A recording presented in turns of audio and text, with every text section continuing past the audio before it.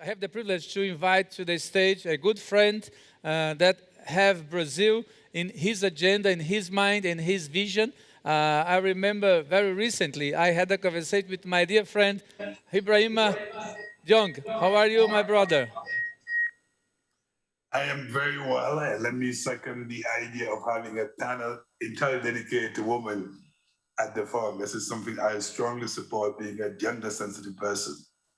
Very good. It's a pleasure, my brother, having this conversation with you. Actually, we are almost closing the event, and we could not close with something so special that having you with us. And we spoke recently. Last time we had the opportunity to be together, it was at the margin of the COP26 in Glasgow, and we discussed about how South-South cooperation, how the integration between Brazil and the Africa continent could be emphasized. I will come to this point very soon, but before it, I'd like to give you the opportunity to express, to present to the big audience that we have, is spread in many parts of the world, Brazil, Latin America, but also Africa.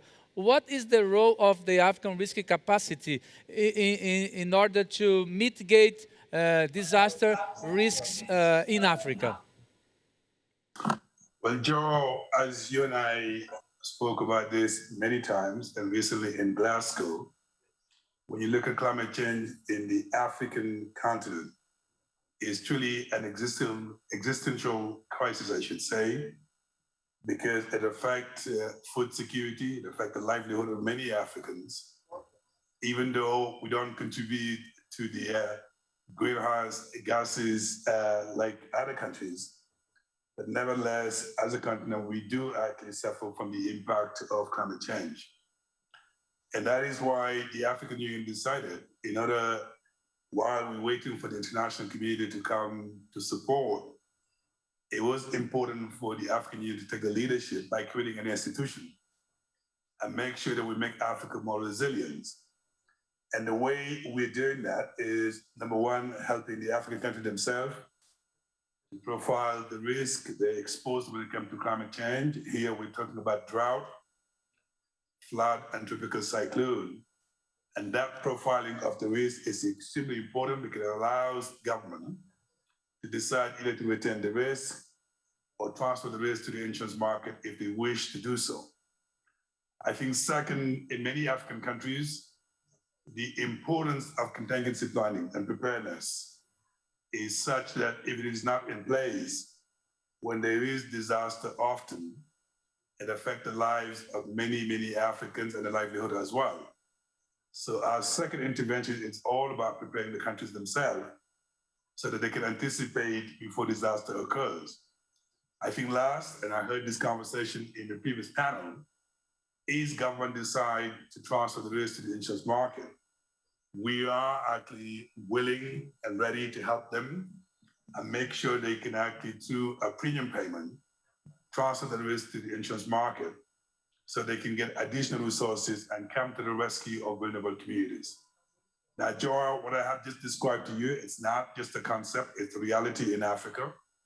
Since our inception in 2012, we've been able to provide $720 million worth of coverage, but more importantly, to protect about 62 million Africans, I should say, across the African continent. So this is something that we do as Africa to demonstrate that we can actually make Africa more resilient while we're looking at investing in the adaptation as well. And this is equally important because adaptation is also one area where Africans are demanding additional resources so we can actually adapt while we make Africa more resilient. Very good.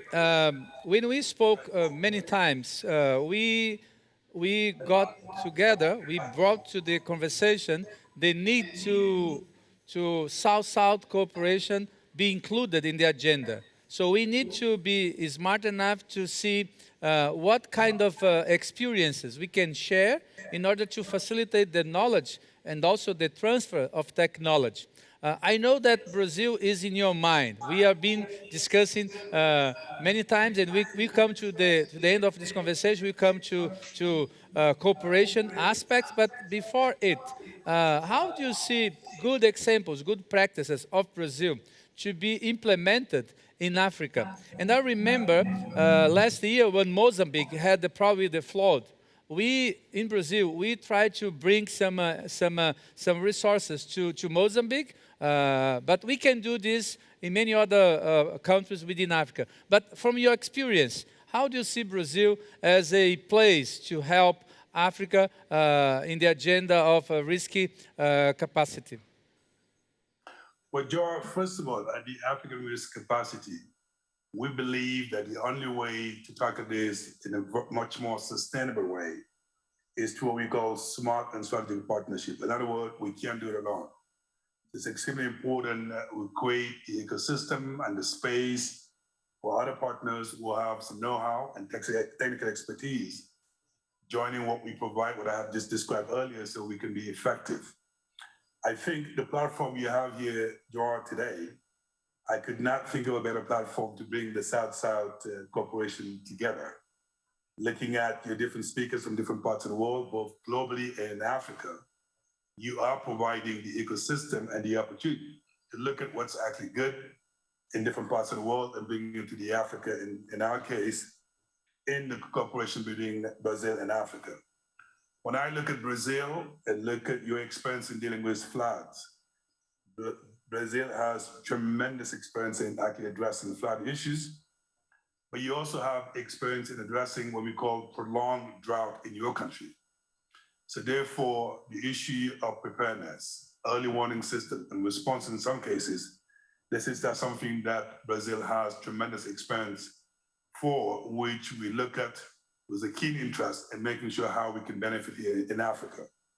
So the way I see the partnership is looking at that expertise you have developed in your country, looking at the needs and the demand in the African continent, and see how we can match what you offer, but also what we're dealing with as Africa. So Mozambique is one experience, but also in Madagascar, they're also dealing with tropical cyclone. And right now we are in the middle of developing our product on flood. And I could not think of a better time to leverage on your expertise on those different products so we can bring this to the benefit of our member states. And I look forward to traveling to Brazil with our research and development team to engage with your people there who work on these sectors and make sure we can leverage your expertise and bring it to the benefit of our member states. And I know you're extremely committed to that, Jor, as well. And I have no doubt the Institute will facilitate that kind of engagement so we can make the best out of this cooperation. I'm very sure that very soon, my dear brother, our hands, the hands of the Brazil Africa Institute, together with ARC, will be together to implement the ideas that we are discussing now. And since yesterday, we are having the possibility to listen from leaders like yourself, bringing ideas, bringing possibilities of interactions. But I'm insisting that we should transform the ideas into real actions. Actions should be implemented, and I know that you are a man of actions.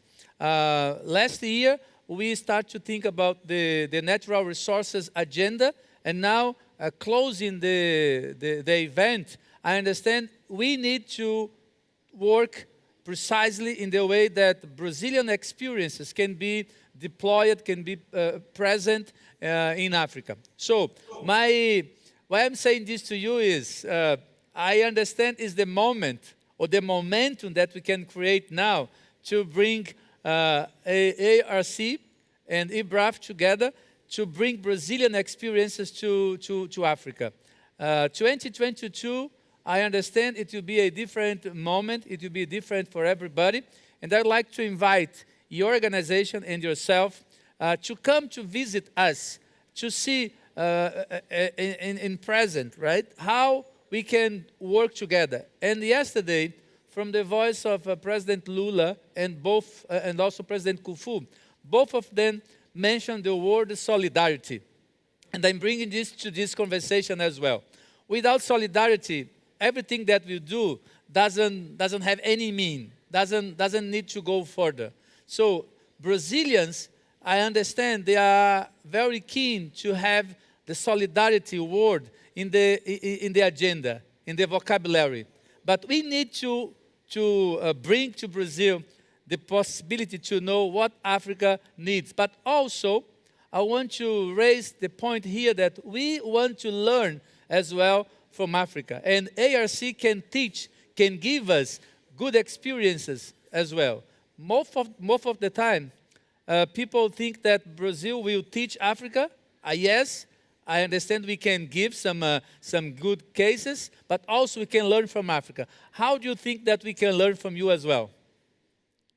Well, first of all, Joel, let me accept your invitation to come and visit you in Brazil officially, and I have no doubt that we will make it meaningful for both sides. I'm going to start working on my Portuguese and maybe on my samba dancing.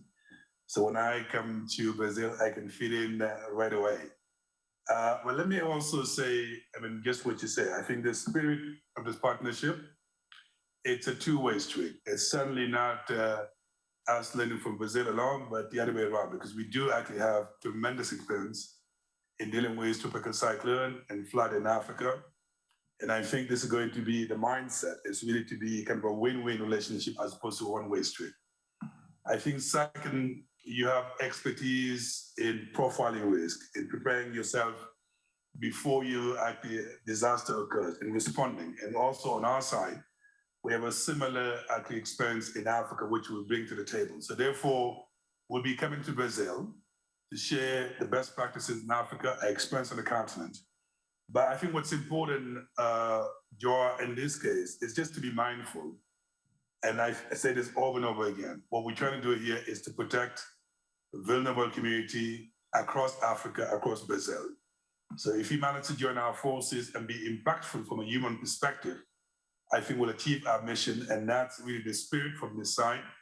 And I cannot wait with my colleagues to come to Brazil and visit you and spend some time with your team, but also go across the country and see the great work you're doing there and see what we can learn from there and bring them back to Africa. Also bring our expertise to Brazil so we can learn from one another.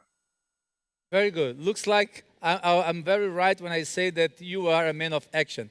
We are just about to close, my dear brother, but I cannot leave you before you give us in 1 minute. I know it's difficult. 1 minute. How do you think Brazil and Africa can work together, trying to mobilize efforts for risk management, both in Africa and Brazil? Well, first, by starting doing what you're saying, a mutual respect from both sides. Second, to develop partnership that are win-win from both sides as well. And I think third, to come up with concrete actions that are tangible, that shows that we can be impactful.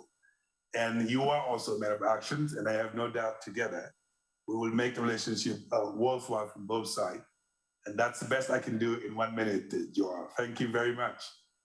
My brother, thank you very much for your time. It was a pleasure, and I look forward to see you soon, hopefully now in Brazil, when the gates of the world will be completely open. And I understand you'll be excited to come to Brazil to bring your expertise. Once again, thank you very much. Muito obrigado.